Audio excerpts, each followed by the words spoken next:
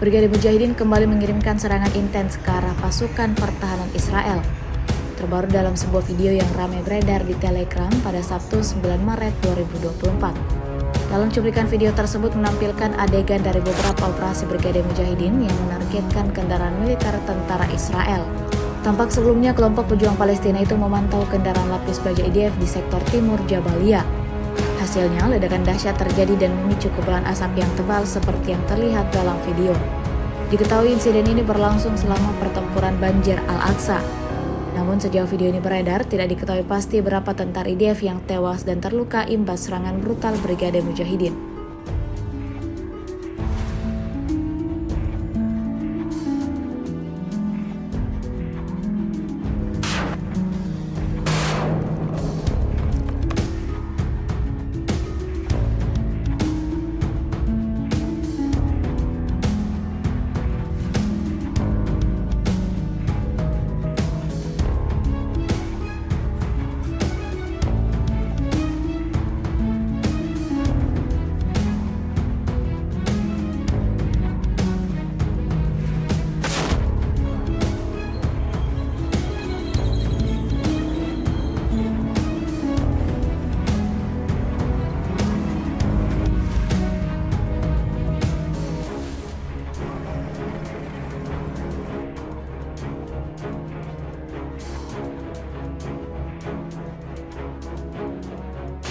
Download Tribun X sekarang, menghadirkan lokal menjadi Indonesia.